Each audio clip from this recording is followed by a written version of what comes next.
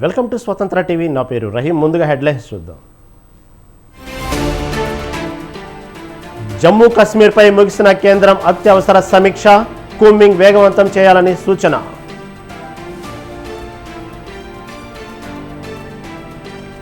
America ఎన్నికల్లో ఈవీఎంలు వాడొద్దన్న Elon Musk, భారత్లో ఈవీఎంలు బ్లాక్ బాక్స్ లాంటివన్న Rahul.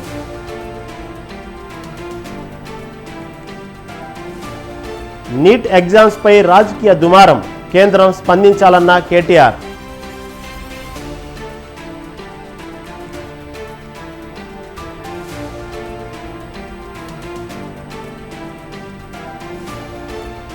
GHMC Khairatabad zonal commissioner Hemant పై వేటు, హేమంత్ను జీఏడీకి అటాచ్ చేస్తూ ఆమ్రపాలి ఆదేశం.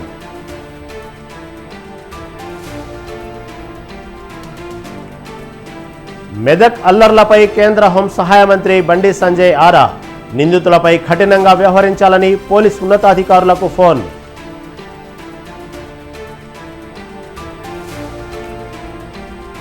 టీటీడీ ఈవోగా శ్యామలరావు బాధ్యతలు, భక్తులందరికీ మంచి సౌకర్యాలు కల్పిస్తామన్న శ్యామలరావు.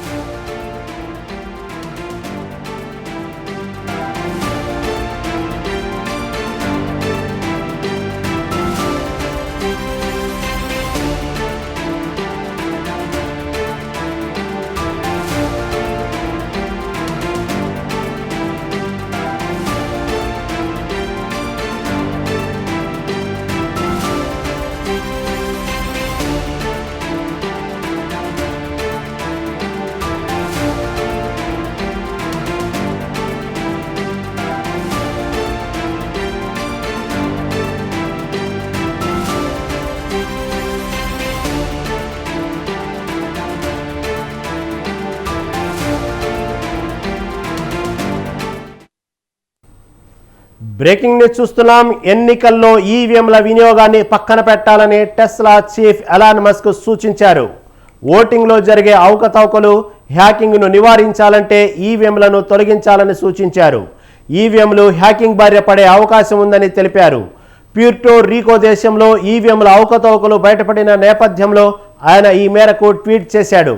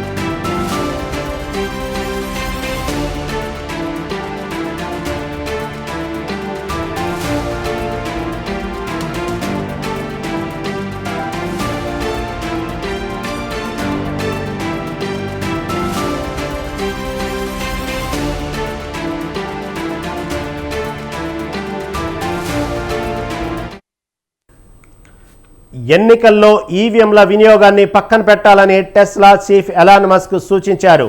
ఓటింగ్లో జరిగే అవకతవకలు, హ్యాకింగ్ను నివారించాలంటే ఈవీఎంలను తొలగించాలని సూచించారు. ఈవీఎంలు హ్యాకింగ్ బారిన పడే అవకాశం ఉందని తెలిపారు.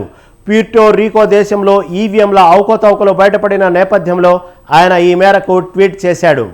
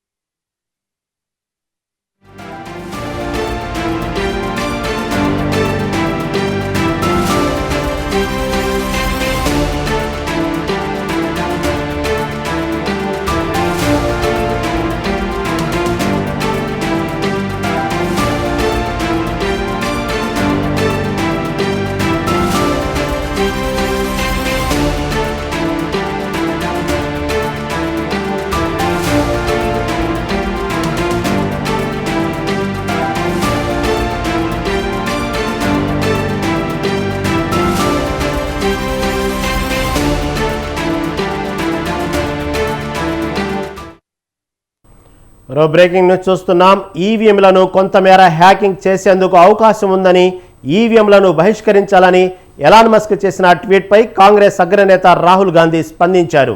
భారత్లో ఈవీఎంలు బ్లాక్ బాక్స్ లాంటివని, కనీసం వాటిని పరిశీలించేందుకు కూడా ఎవరికి అనుమతి ఇవ్వరని ఆరోపించారు. ఇలాంటివి చూస్తుంటే మన ఎన్నికల ప్రక్రియలో పారదర్శకతపై తీవ్ర స్థాయిలో సందేహాలు కలుగుతున్నాయన్నారు. వ్యవస్థలో జవాబుదారీతనం లోపించినప్పుడు ప్రజాస్వామ్యం ఒక బూటకంగానే మిగిలిపోతుందని ఆవేదన వ్యక్తం చేశారు.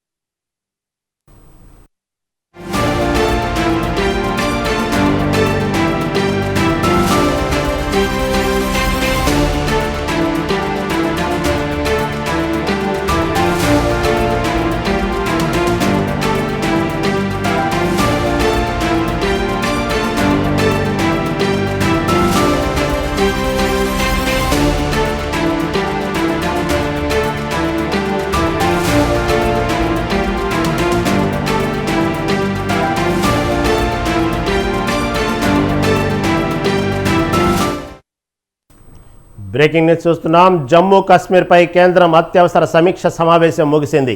కొద్ది రోజులుగా కశ్మీర్లో ఉగ్రవాదులు పెరగడంతో కూంబింగ్ వేగవంతం చేయాలని కేంద్ర హోంశాఖ సూచించింది. దీంతో అమర్నాథ్ యాత్రకు గట్టి భద్రత కల్పించాలని కేంద్రం ఆదేశించింది. దీంతో జమ్మూ కాశ్మీర్లో ఉగ్రవాదుల ఏరివేతకు అదనపు బలగాలు తరలించాలని నిర్ణయించింది.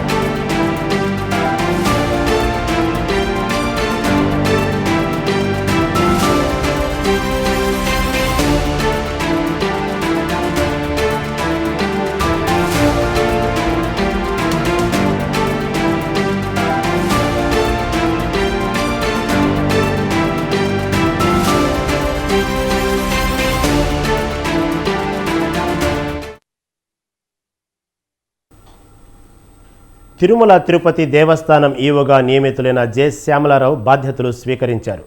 ప్రస్తుతం ఈవోగా ఉన్న ధర్మారెడ్డిని ఏపీ ప్రభుత్వం తొలగించింది.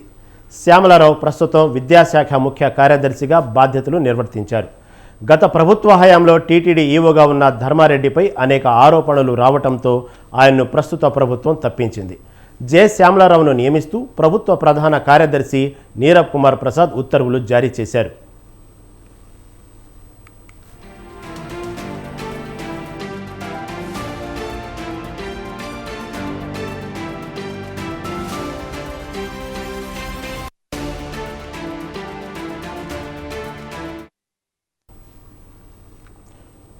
వాస్తవానికి ధర్మారెడ్డిని గత ప్రభుత్వం టీటీడీ అదనపు ఈవోగా నియమించింది. ఆ తర్వాత ఈవోగా పూర్తి అదనపు బాధ్యతలు అప్పగించింది. వైసీపీ ప్రభుత్వం ఓటమి తర్వాత తనకు సెలవు కావాలని ప్రభుత్వానికి లేఖ రాశారు.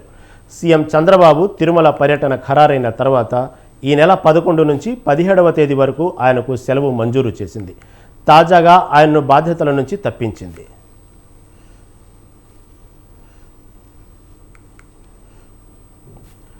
పంతొమ్మిది 1997 బ్యాచ్కు చెందిన శ్యామలారావును డిఓపిటి తొలుత అసోం క్యాడర్కు కేటాయించింది. అయితే నిబంధనలకు విరుద్ధంగా తనను అసోం క్యాడర్కు పంపారని, తన ర్యాంకు ప్రకారం ఆంధ్రప్రదేశ్ క్యాడర్కు కేటాయించాలని క్యాట్లో పోరాటం చేశారు. కొంతకాలం అసోంలో పనిచేశాక 2009లో ఆంధ్రప్రదేశ్కు వచ్చారు.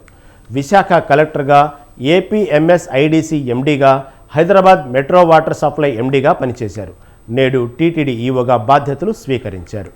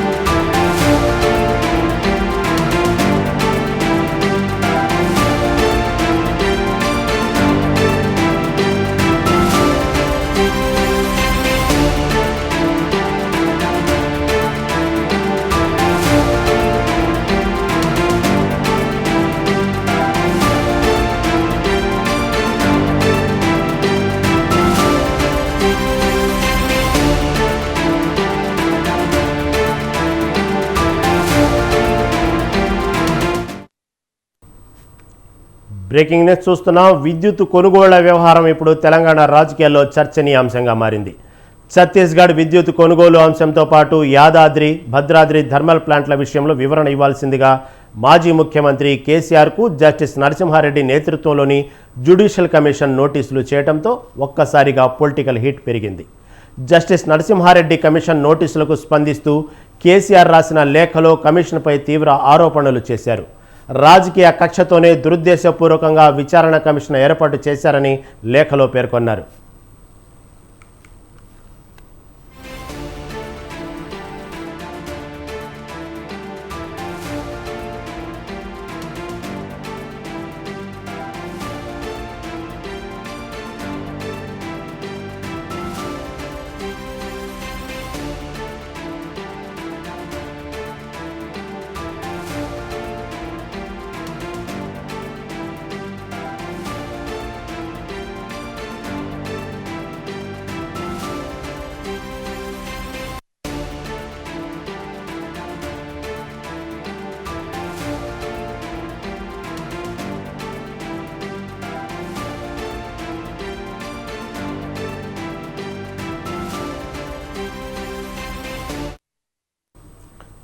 అయితే కేసీఆర్ రాసిన లేఖపై విద్యుత్ కమిషన్ చైర్మన్ జస్టిస్ నరసింహారెడ్డి కీలక వ్యాఖ్యలు చేశారు.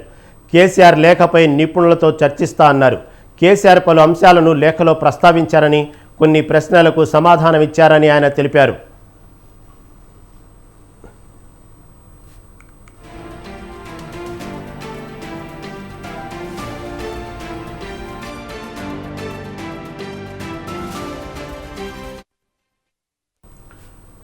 మరోవైపు విద్యుత్ కొనుగోళ్ల వ్యవహారంలో కమిషన్ నోటీసులను కేసీఆర్ తప్పుపట్టడంపై కాంగ్రెస్ నేతలు ఘాటుగా స్పందించారు.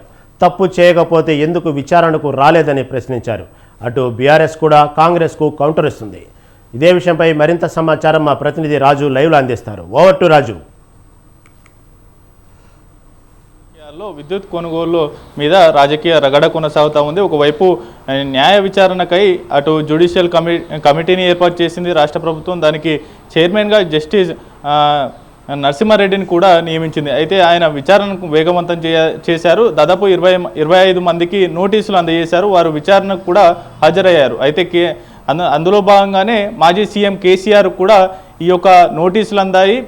ఈ నెల 15వ తేదీ వరకు కూడా విచారణకు హాజరు కావాలంటూ కూడా కోరడం జరిగింది. అయితే కేసీఆర్ నుంచి కూడా రిప్లై వస్తూ ఈ నెల 30వ తేదీ వరకు గడువు కావాలంటూ కూడా కోరడం జరిగింది. అయితే గడువు ఇవ్వబోము, 15వ తేదీ వరకే మీరు వచ్చి విచారణకు హాజరు కావాలంటూ కూడా మరోసారి రిప్లై ఇవ్వడంతో కమిషన్ మాజీ సీఎం కేసీఆర్ 12 పేజీల లేఖను కూడా బహిరంగ లేఖను విడుదల చేసి పంపినట్టు తెలుస్తూ ఉంది. దాంతోపాటుగానే ముఖ్యంగా ఆ లేఖలో కూడా 12 పేజీల లేఖలో కూడా ఘాటుగా కమిషన్కు చట్టబద్ధత లేదు, అలాగే కనీస సమాచారం తెలియకుండా నరసింహారెడ్డి ఈ యొక్క విచారణ చేపడతా ఉన్నారు, వారికి ఈ యొక్క కమిషన్కు చైర్మన్గా కొనసాగేటటువంటి అర్హత లేదు, వెంటనే దాని నుంచి తప్పుకోవాలంటూ కూడా కామెంట్ చేయడం అనేది అయితే చర్చనీయాంశంగా మారింది.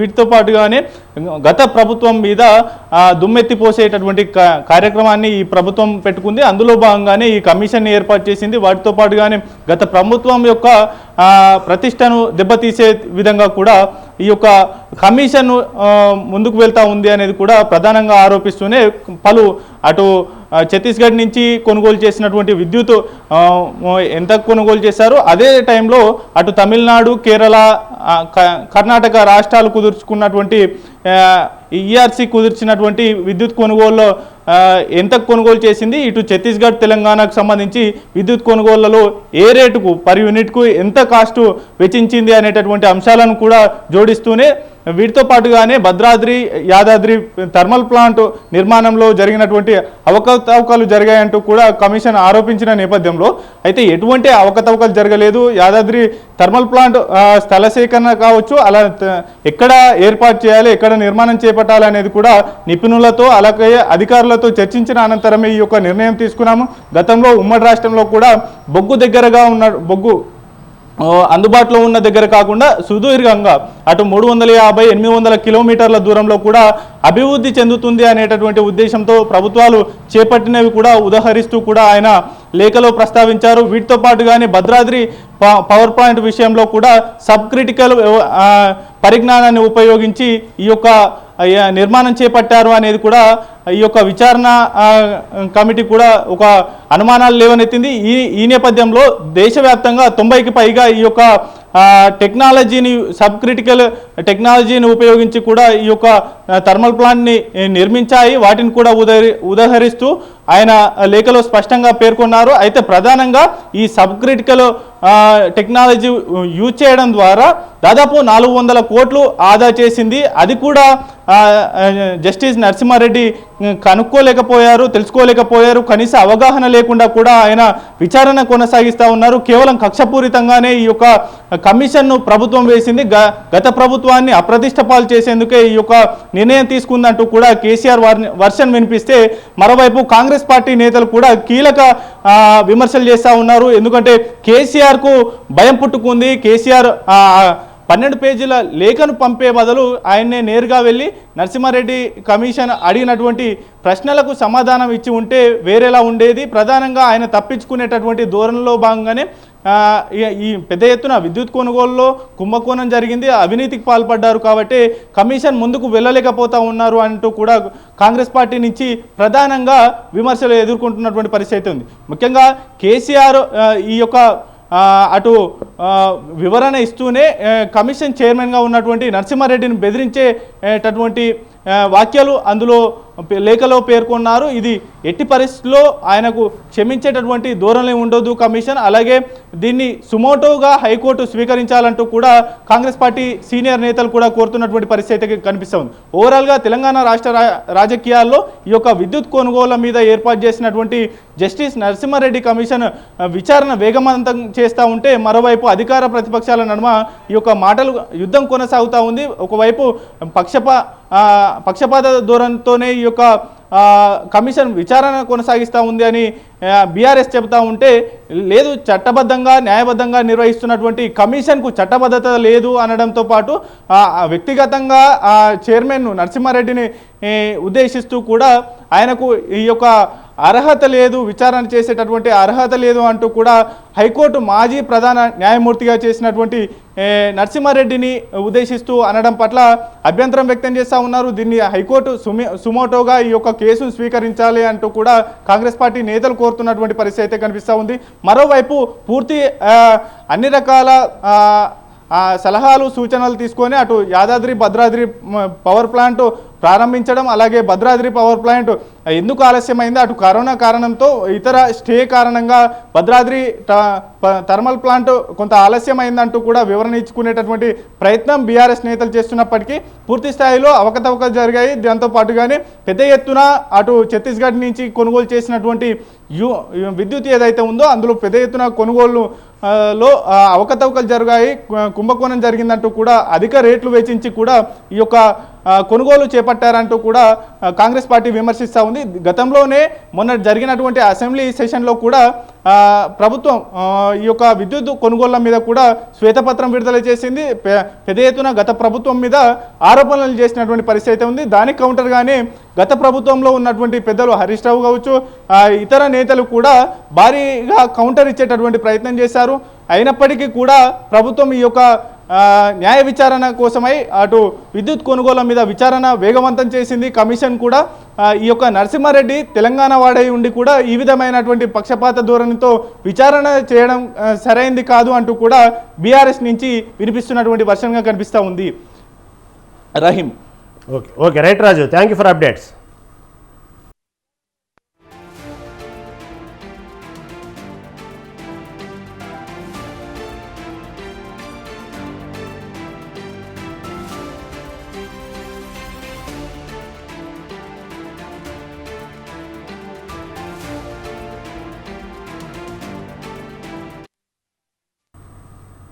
తెలంగాణ రాష్ట్ర రాజకీయాల్లో కేసీఆర్ లేఖ కాక రేపుతోంది. కేసీఆర్ లేఖపై బీజేపీ ఎల్పీ నేత మహేశ్వర్ రెడ్డి స్పందించారు. విద్యుత్ కొనుగోలు ఒప్పందాలకు సంబంధించి విచారణ చేపడుతున్న జస్టిస్ నరసింహారెడ్డి కమిషన్కు కేసీఆర్ రాసిన లేఖ అప్రజాస్వామికమని అన్నారు. ప్రభుత్వం అపాయింట్మెంట్ చేసిన పవర్ కమిషన్పై కేసీఆర్ ఎందుకు దాడి చేస్తుంటే CM Revanth Reddy, deputy CM Bhatti Vikramarka స్పందించకుండా ఎందుకు సైలెంట్గా ఉన్నారని ప్రశ్నించారు. బీఆర్ఎస్ ప్రభుత్వం హయాంలో జరిగిన విద్యుత్ కొనుగోళ్లలో జరిగిన అక్రమాలు బయటకు రావాలంటే కేంద్ర దర్యాప్తు సంస్థ సిబిఐ చేత విచారణ జరిపించాలని మహేశ్వర్ రెడ్డి డిమాండ్ చేశారు.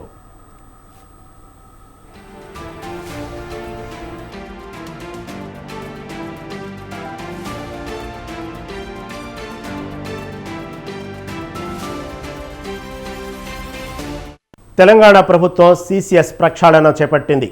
సిసిఎస్ సిబ్బందిని బదిలీ చేస్తూ ఉత్తర్వులు జారీ చేసింది.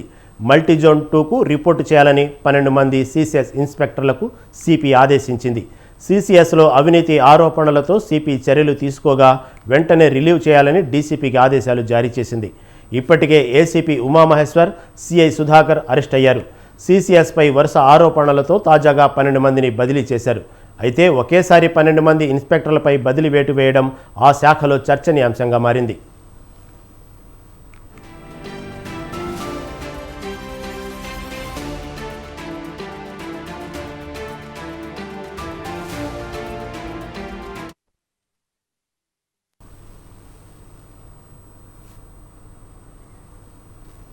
ఇవి ఇప్పటివరకు అప్డేట్స్. కీప్ వాచింగ్ స్వతంత్ర టీవీ.